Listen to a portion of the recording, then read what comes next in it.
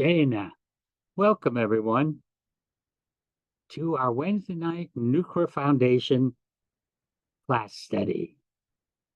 I'm going to open with the Lord's Prayer in the ancient Aramaic tongue. Shall we pray? Aun Washmeya Nitkadeshmach, Tete Malkuthach, Nechwe, Sevianach, Ekana, Deshmeya, Apar, Howlan, Lakmasunkan, and Yaumana, Washwoklan, Hauben, Ekanadap, Hanan, Schwaken, Lahiawain, La Taladisiona, Ella Pasamin Bisha, Metol, Dilaki Malkutha, Haila, Tishbochta, La Alam, Almin. Amen. Let me get my Bible here. I have a special class that I'm going to be doing tonight, and that is on the subject of our lost what? Our lost and dormant birthright. You say, what do you mean our lost and dormant? Well, it really isn't lost. It is dormant. But because it is so buried and so dormant that it has become lost to us. And we've substituted other words for it because we don't understand what a human being is. We think in certain modes of thought rather than understanding what and truly we are. And I'm glad to say that there's now movement in that direction, that even it should affect all governments. It should affect all governments. Now, I'm just going to read to you a short little story that's in the book of Genesis, and then I'm going to go into what I'm after tonight, and this pertains to it because this is an odd story. I always found it odd. In fact, when I used to work with Dr. Lambs, when we were working together, it was hard for me to fathom it, and I'll tell you why after I read a little bit of it. It's talking about Isaac, the patriarch Isaac, who is the son of Abraham. And Isaac married Rebekah, and she had 2 children by Isaac. And I'm going to read this. This is the 25th chapter of Genesis, if you want to follow along. And because she was having trouble, Rebekah was having trouble becoming pregnant, just like Abraham's wife was. Now Isaac's wife is having the same problem. Finally, Isaac prayed before the Lord. This is verse 21. For his wife, because she was barren. And the Lord answered him, and Rebekah, his wife, conceived. And the children struggled together within her womb. And she said, if it is to be like this, why do I live? It must have been pretty rough for her to make a statement like that. So she went to inquire of the Lord. And the Lord said to her, in other words, she went and prayed until she had a dream or a vision. And in this dream or vision, we don't know which it was, the Lord said to her, 2 people are in your womb, and 2 nations will be separated from your body. And the one nation shall be stronger than the other nation, and the elder, the firstborn one, will serve the younger. And when her days to be delivered were fulfilled, behold, there were twins in her womb. And the first came out red, all covered with ringlets of hair, and they called his name Esau. That's how we say it in English. And after him, his brother. Now, the very fact, even though they're twins, Only one could come out at a time. And the first one was Esau. So he will become in the Eastern family known as the Ehidaiah. He is that special firstborn male.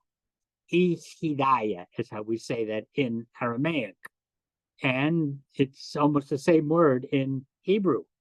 And then he goes on, and after him, his brother came forth, and his hand held Esau's heel. And his name was called Jacob, or Yaakov. And Ishak, that is the father, Isaac, was 60 years old when Rebekah bore these twins. And the boys grew up, and Esau became an expert hunter, a man of outdoor life. But Yaakov, or Yaakov, was a simple man living in a tent. He didn't bother with the outdoors. And because of this, Esau was a strong hunter. He was a hunter, and he loved to bring home the prey. And Isaac also loved that about his firstborn boy, his Ehidaiah. And this is, we're going to be talking about birthrights in just a moment. And because he ate of Esau's game that he caught, he favored him. He was fond of him, favored him, fond of him, because he ate of Esau's game. But Rebekah was fond of Jacob. So not only do we have the two boys competing with one another, but we have mommy and daddy doing the same thing, because she favored Jacob and he favored, naturally he would, because he was the first one, but being a hunter, something that Isaac wasn't. And here's the odd thing about it. Most people don't realize this, but Isaac was more like Jacob. Isaac was a gentleman. Isaac didn't fight with other people. And when he would dig a well and they would try to take it away from him, for the water, he let him have it. He did it several times till finally they quit doing it and he was able to keep the well. He was more, his nature, Isaac's nature was more like Jacob, in the sense that he was a simple man living in a tent. He was simple, but you see, his firstborn boy was the opposite of his father. He was a fighter. He was a man that was always going out there and getting game and hunting. And Esau, later on, he became what they call an Edomite. An Edomite. But it's coming from Edom. Edom. He established Edom. He had a nation called Edom. And Herod during the time of Jesus was an Edomian. He was of that blood of Esau. He belonged with the son of Isaac. So we have Abraham, Isaac, and of course Jacob, the three patriarchs. But he didn't become the head patriarch. Jacob did. So you have to understand here what's happening. So it says, and Jacob cooked. Now we have all of a sudden the story changes. It's ended. There's a little paragraph there written, meaning we're stepping into another story. This is just a little bit quickness on their birth and what happened and what the mother's attitude was, what the father's attitude was. Now it goes on to say, and Jacob cooked pottage, or you could say stew. He was cooking a special stew, a pottage. And behold, it was called lentil stew. It was a red lentil stew. And he was cooking it. And behold, his brother Esau came in from the field. And he was very hungry, or he was starving. He was resembling. He did not have any luck catching anything this time. It was bad for him. And he was very, very hungry. And Esau, and how do we know that? Because of the next sentence. And Esau said to Jacob, give me some of your lentil stew, for I am famished. He is famished. He's got to have it. This is what I used to discuss with Dr. Lamza. I says, would he really do such a thing? Or is this just storytelling? And Lamza looked at me with those eyes of his and he says, no, when we have a desire for something, it's strong. It's very strong. I said, well, it would have to be to do what he did next. He says, yes, it happens. And his twin brother, Jacob, took advantage of it. And what is that? And notice what it says. That is why he's called Edom. Edom, which means this red, hairy red person, red all the time in the face, feeling things all the time. And Jacob said, Jacob says this to his twin brother, Esau, or no wonder he's called Edom. And Jacob says to him, sell me this very day your birthright. Now, you see why I brought up this story. Sell me this, your birthright. And Esau said, behold, I'm at the point of death. This is another thing I question. He said, yes, that's how exactly, and that's exactly how he felt. He was so hungry.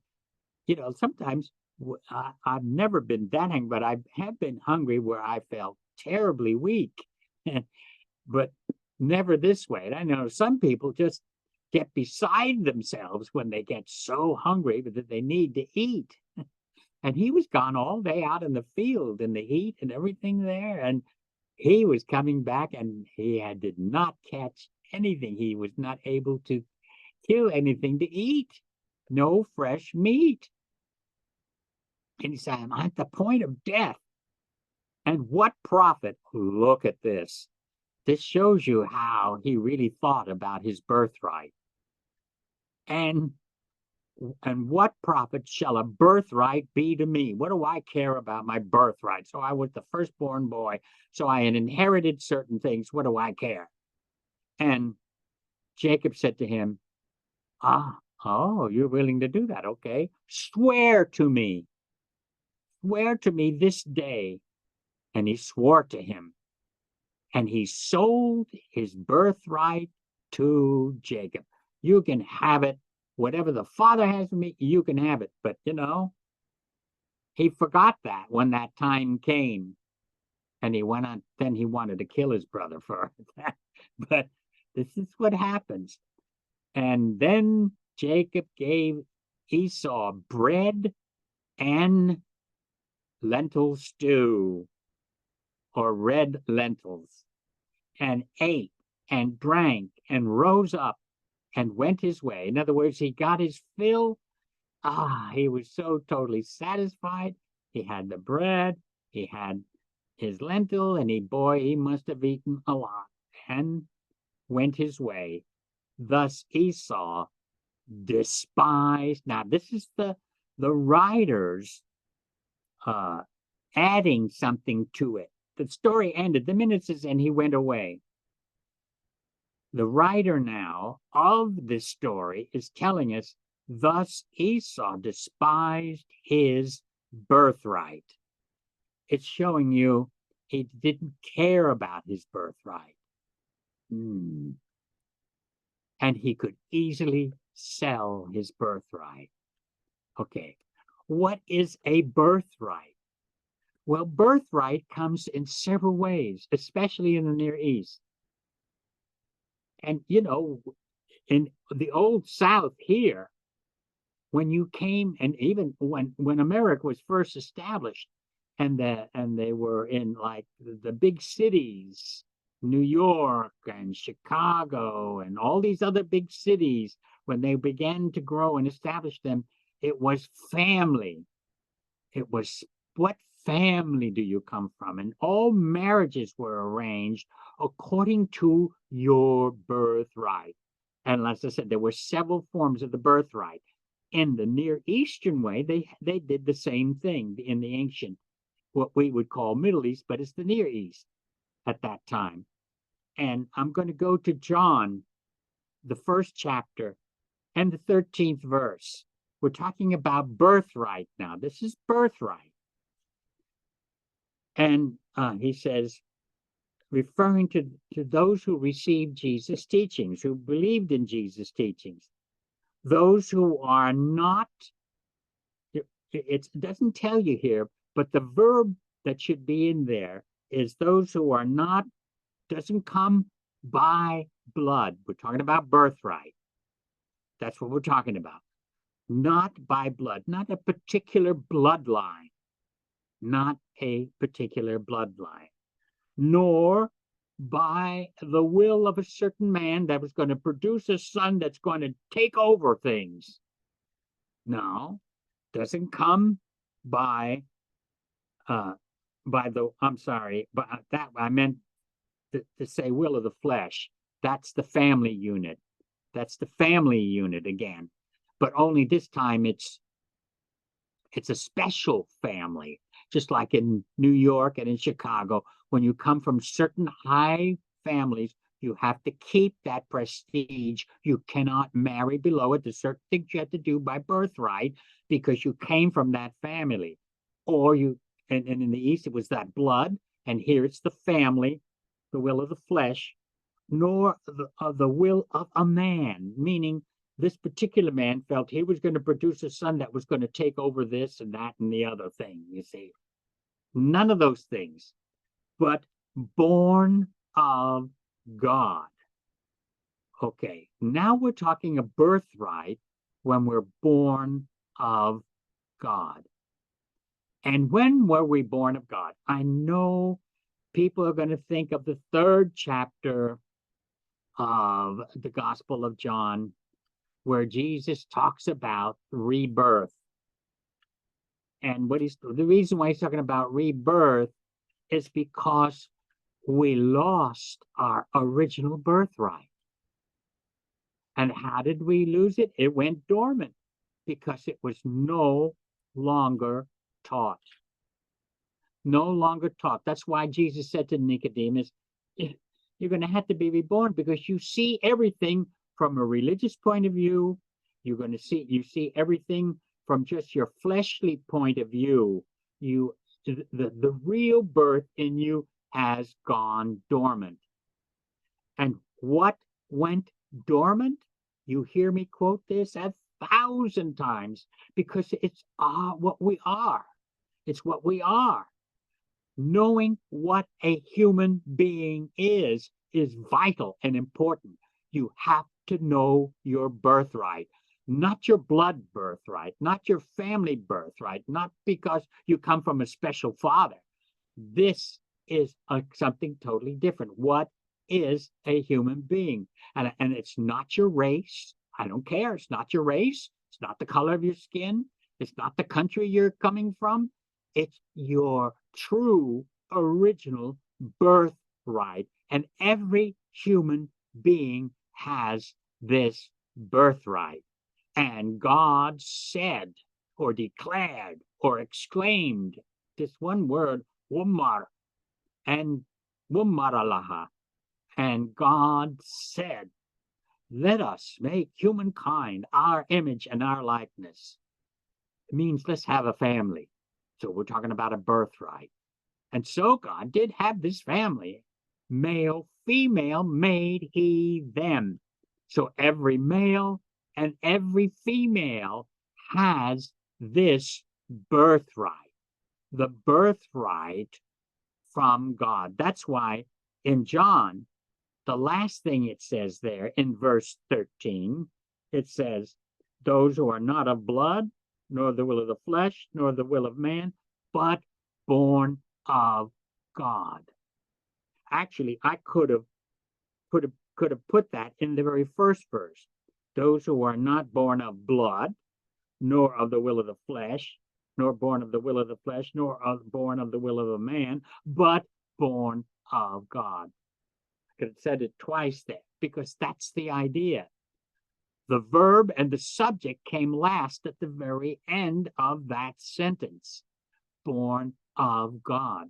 We are all born of God, but something has happened. What has happened? This particular birth, when we're born and we're taught religion, the first thing we learn is we are born in sin. Cover number one of our birthright. Cover it. Sin. You are a sinner. You were born a sinner. That's what it teaches. And you have to, that's what the church, the Roman Catholic Church teaches. You inherited it. You inherited this sin from Adam and from Eve. This is what they teach. But the birthright is in the first chapter, not the second and third chapters. No Jewish person acknowledges that, and it's their book and their revelation and their writers. It's later on the Christian churches and came up with these idiotic ideas and have buried our true birthright. And then it becomes lost to us, because everything we learn when we're children is that we are flesh, we are blood, only. And that's the mistake. And we've created a conflict, and saying that we're sin. We were born in sin and conceived in iniquity, or shapen in iniquity, and in our conception in sin. This holds back our true birthright. So what do we inherit with this birthright? That's not taught us. And our parents want to have their children inherit maybe some things after they die, like the house or some money if they had it. With certain things we inherit. It's always along the line of flesh. We never learn anything along the line of spirit. In the Hebrew understanding of what a human being is, the Hebrew understanding is body, soul, and spirit. Really, it's called pagra, meaning the body of flesh, and nausha, the self or the soul, and ruha. Ruha is spirit. They're all one. They're all one. The three are one. They're not separate. My body carries spirit. In fact, my body is a reflection of spirit. In other words, it is the weight of the spirit. My soul is the more invisible part, the self from the inside.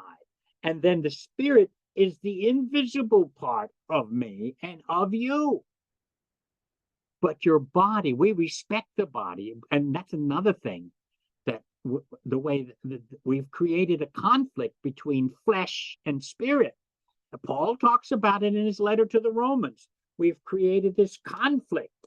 There should be no conflict. If your inheritance is spirit, soul, and body, then there are no what I want to say. It's no commas in between. It's all spirit, soul, body creates what we call here on earth human being. So we have an inheritance, and we were not taught about our spiritual inheritance. It was covered up. And each and every human being on the face of the earth has spiritual inheritance. I don't care what race, I don't care what color of skin, I don't care what. They have this spiritual birthright. And then different religions come up, and then they create a trail to it. And sometimes they get it and sometimes they don't. We have a spiritual inheritance.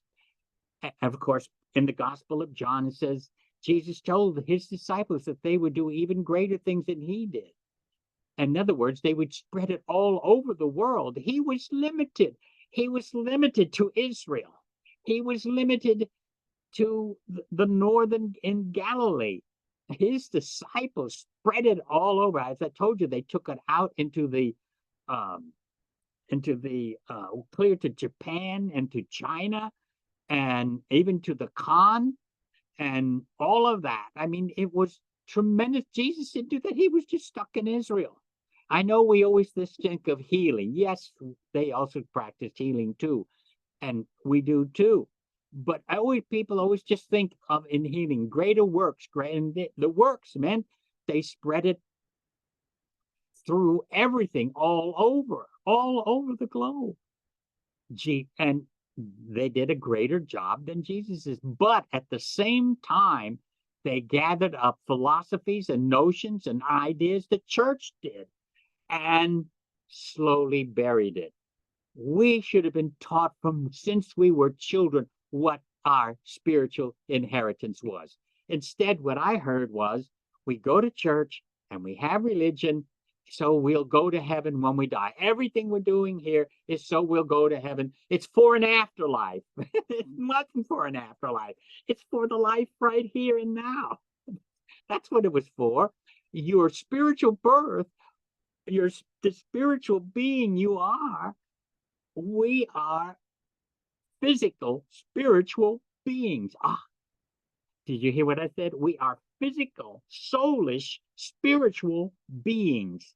This is our birthright here now, not when you die. And what happens when you read about these near-death experiences? They find out how God is nothing but love. They find out all about this other stuff. We should be finding that out now because we were born with a spiritual inheritance. But our parents didn't know it, and even the priests or ministers or they didn't follow it either. You followed ritualism because our spiritual birthright got lost, buried, and became dormant.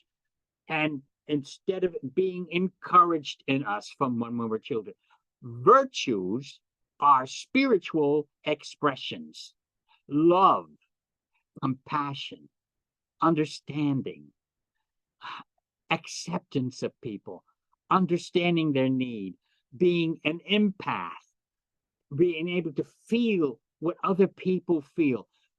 And children know that. Children can feel that, but we make it dormant in them.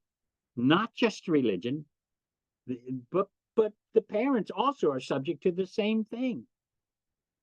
And the only way to have good government is government that the people are awake to their own spiritual nature.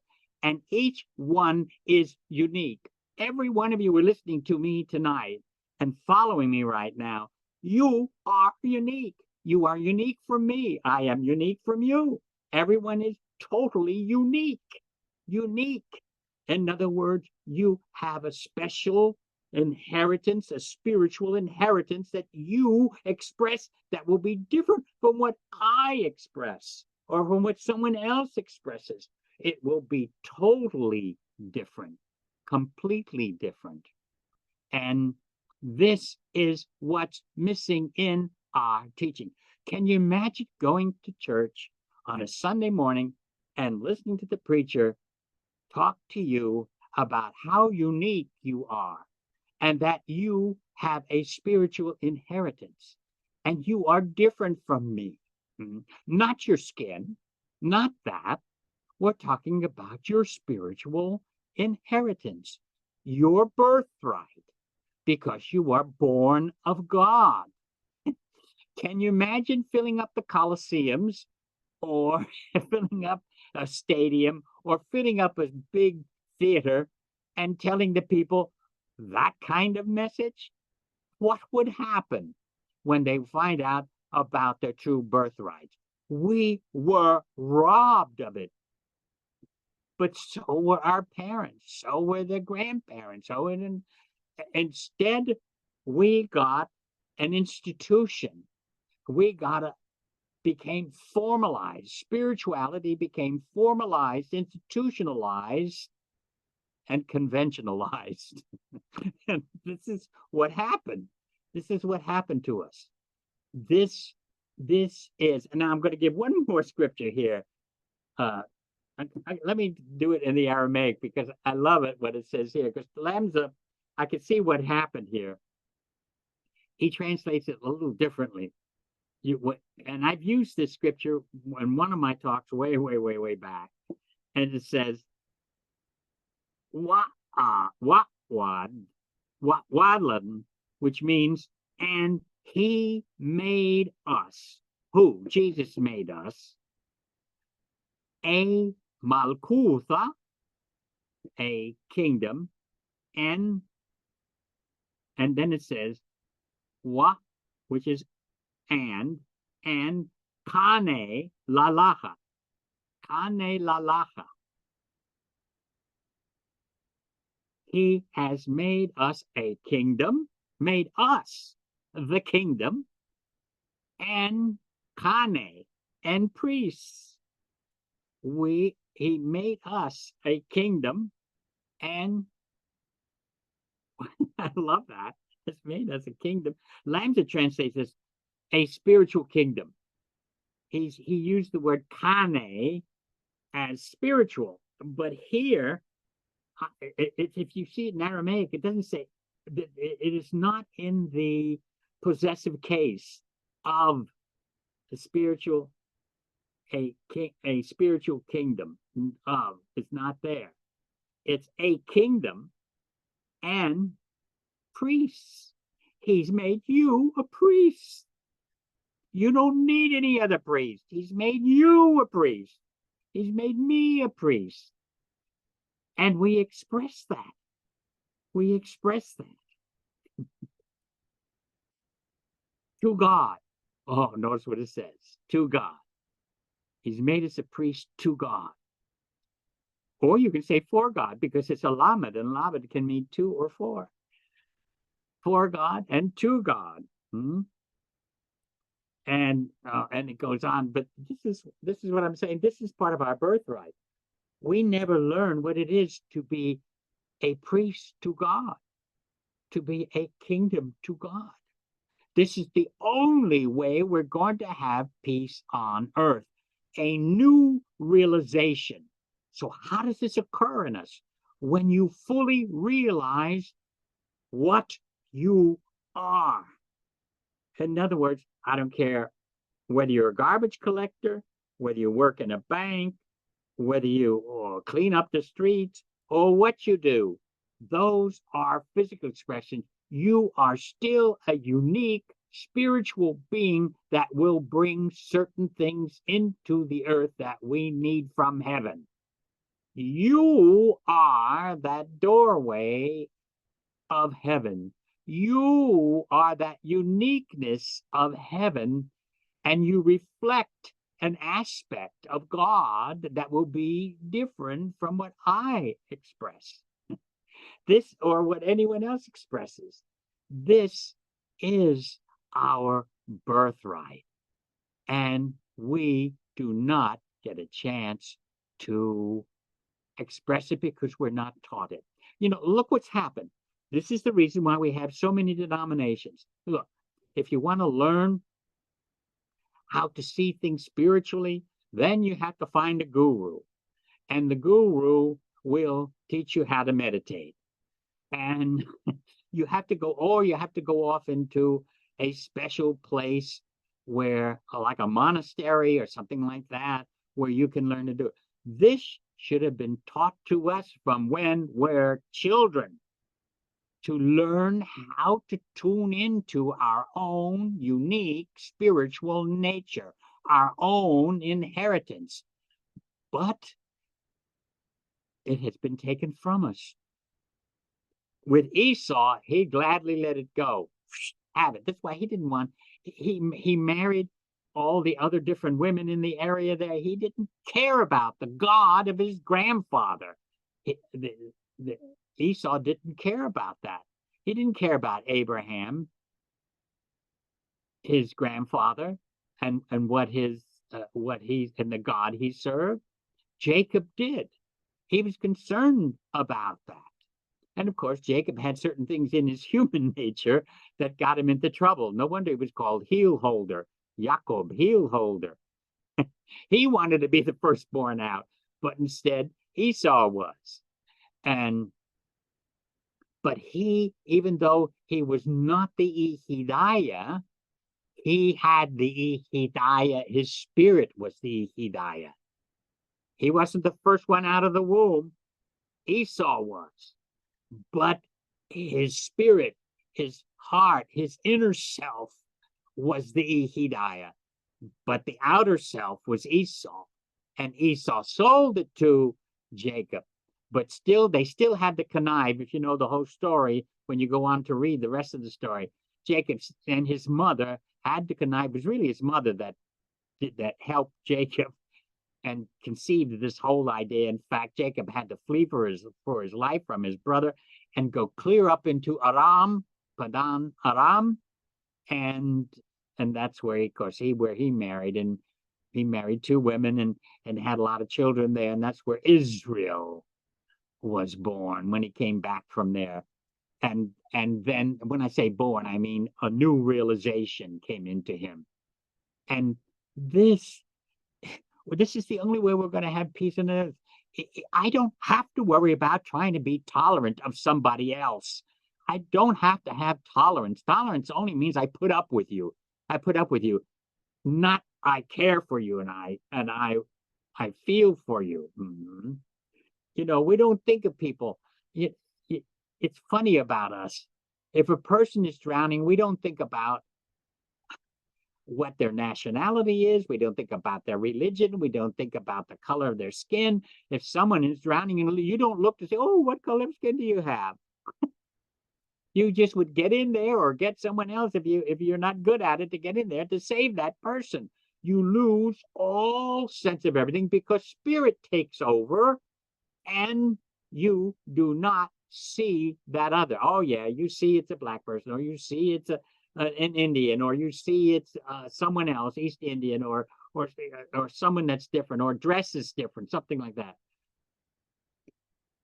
We deep down know the spiritual life is the only life, and everyone has its own uniqueness.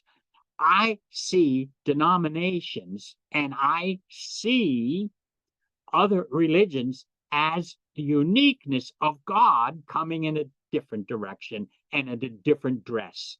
We dress our bodies according to our culture, according to our beliefs. We dress accordingly. And everyone will dress differently. Well, your spirit does the same thing. The same thing. It expresses differently. And but also I can only talk about Christianity because I am a follower of Jesus. What happened to Christianity is it created doctrines that became dogma and that have helped make our spiritual birthright go dormant and lost because we don't exercise it. We don't, only a little bit here, a little bit there, a little bit, and we don't realize it's spirit. When you're compassionate, when you're loving, when you're kind, when you do, we don't even realize it, that's spirit. That's uniqueness is coming from you. And so we don't recognize that as spirit. We just say, oh, that's just a nice human thing. Yes, it is a nice human thing. Absolutely. But it's from your spiritual birthright. That's what that is coming from. And we could have learned certain things. Why should I have to go to a spiritualist church to learn how to meditate or to find a guru or to do any of these other things we have to do? And they have to come from the East here to come teach us. It should have been taught us that when we went to church and encouraged. All this kind of things should be encouraged. Love encouraged, joy encouraged, happiness encouraged, all of that. When that is encouraged, you're bringing out the spiritual birthright, the inheritance that is natural to all human beings. I don't care in what language or how they do it, as long as they bring out that spiritualness. But you know, so many of all religions have some of that negative with it, because it gets mixed. It gets mixed. Instead of the full thing coming from above, through you, and out from you. I love that. Coming to you, through you, and out from you. Yes, that's how it is. That's your spiritual. What is a human being? A human being is flesh or human, soulish, and spiritual. But they all must be developed. Even our human ways have to be developed. Our souls must grow and develop. Our spirits also must grow and develop. And this is what needs to be taught. And that's what the scriptures were bringing out. That's why the scriptures are so important. This is important because it opens up humankind, not closes them down.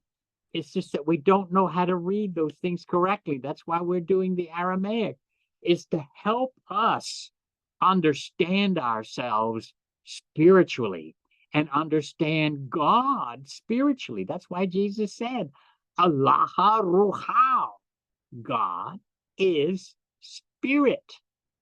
So what does that mean? The same as you are spirit. We are spirit. Human being is spirit. Our flesh is just the visible expression of the spirit. And when this happens, and people in power and government get in, but if they're just expressing doctrine that has become dogma, it doesn't work. It has to come from the heart. It has to come from the heart. What I call the heart of the human being is spirit. That is our very heart. That is our innermost self. Then the soul. Then the body. That is what we are. Can you imagine that being taught that from when you were a baby? We acknowledge babies are that. We acknowledge little children of that. And this is why children are so sensitive to still the spiritual world, until the heavy way of the human way of the flesh becomes too real. Instead of incorporated with spirit, incorporated with soul, as we develop the body, as we develop, regardless of what we do in this life, whether you're a fireman or any other kind of job that you do, you're still to express that spiritual nature you are, not just the religious dogma. Oh, do you believe in Jesus? Or, oh, do you believe in this? Then believing in Jesus, that's not it. It's to believe Jesus, express his teachings. And only spirit does that through us. And it does it through people who don't even know it. And Paul argues this in his first couple of chapters in the book of Romans. He argues this very point. Who people who do not know the law express the law. They express it because of that spiritual nature. They have found the spiritual nature, and they're kind, and they are forgiving, and all of that. It's part of the spiritual nature. And Paul goes into a tremendous argument on this in the book of Romans in the first couple of chapters there. He talks about Jewish people. He says, and those who do not know the law do things of the law. Who are not Jewish people, who haven't learned that, see? Because you see, spiritual understanding is not legalistic. It is not legalistic. It is free. It is open. and it expresses itself freely and openly. It's not bound by anything legal, and it is not dogmatic. It comes naturally because it is our spiritual birthright. Well, I think I covered quite a bit on that. Don't forget that in November, which is now, we're in November now, I think it's November 11th, where I do part 2 of Heaven on Earth. In fact, I did a little bit of it tonight. It's part of this Heaven on Earth, where I'm going to tell you how Jesus came to his conclusions. How and what brought it on? What did he see? What was revealed to him? And don't give me that excuse, well, he was God on earth. Well, no, he was a human on earth expressing spiritual birth. There, I said it. And his spiritual birth was the inside of his own spirit. Being human is where our spiritual birth is.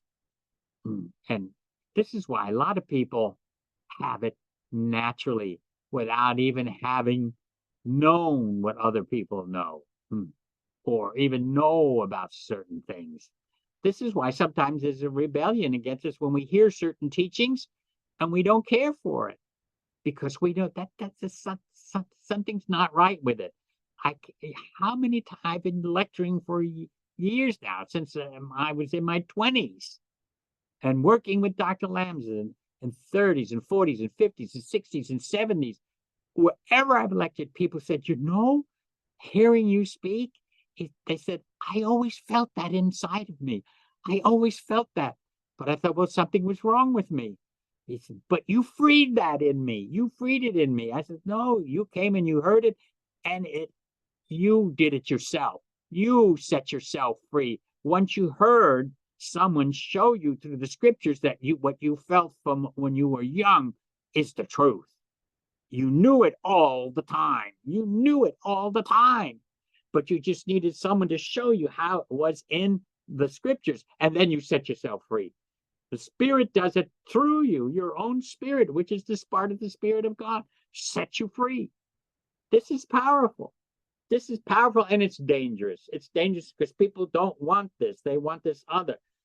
They think power is control. It is not. Power is not control. It's the uniqueness of your being that we appreciate and love. And that's what makes, when you see a good thing being doing, that's what Jesus meant when he says, when you see something being good, being done, and you praise God because you feel that goodness coming from one person to another and doing that goodness. Not because you're trying to get to heaven, but because you are a child of God and you are expressing that particular goodness. Oh,